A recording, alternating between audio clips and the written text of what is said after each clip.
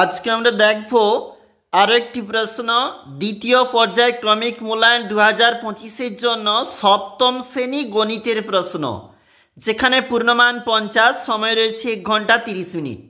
দেখো সঠিক উত্তর নির্বাচন 1×10 বলা রয়েছে।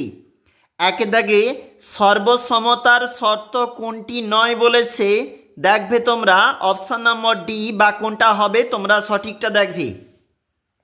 2 দাগের প্রশ্ন, যেখানে 32/200 বর্গ সেন্টিমিটার ক্ষেত্রফল বিশিষ্ট বর্গক্ষেত্রের বাহুর দৈর্ঘ্য, অপশন নম্বর বি দেখবে তোমরা।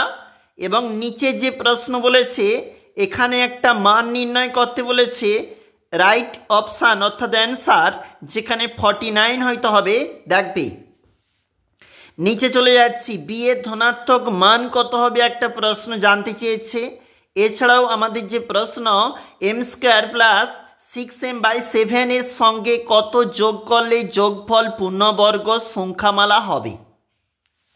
নেক্সট দেখো কি বলেছি 6 দাগে,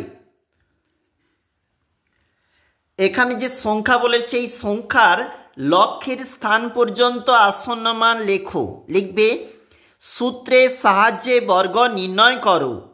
দেখবে একটি ত্রিভুজের কটি শীর্ষবিন্দু থাকে?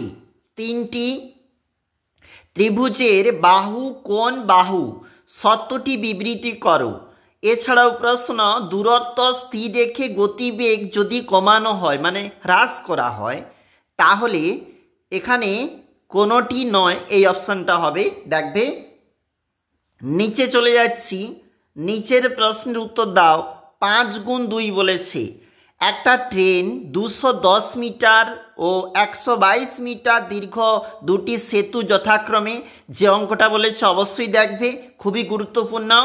এছাড়া নিচে যে প্রশ্ন, একটি বাস সকাল 7:30 রায়গঞ্জ থেকে রওনা হয়ে কোথাও না থেমে, এই যে অঙ্কটা বলেছে এটাও দেখবে। একটু চলে যাব 2 নাম্বার যে পেজটা রয়েছে, এটা হচ্ছে 2 নাম্বার পেজ। এখানে শুরুতে মানে 3 নম্বর পেজটাতে 2 নম্বর পেজে ঘন্টায় 48 কিলোমিটার বেগে ধাবমান 100 মিটার লম্বা একটি ট্রেন, এটাও দেখবে।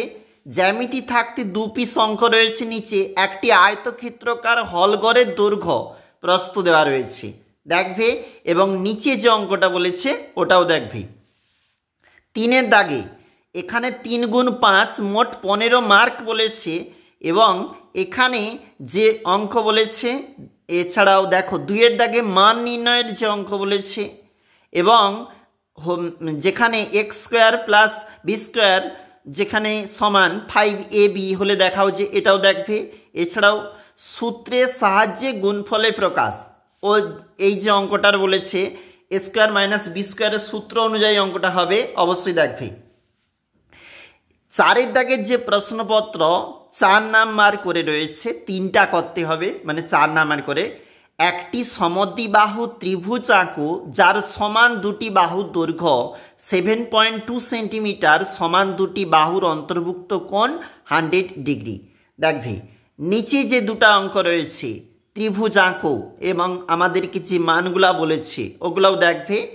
এবং 5 দাগে চলে যাচ্ছি, যেখানে কিন্তু দ্বিস্তম্ভ লেখচিত্র মানে তোমাকে একটু আঁকতে হবে এবং সেখানে আমাদের কিন্তু তথ্য দেওয়া রয়েছে, এই তথ্য দেখে এই অঙ্কটি সম্পূর্ণ করতে হবে, অবশ্যই দেখবে।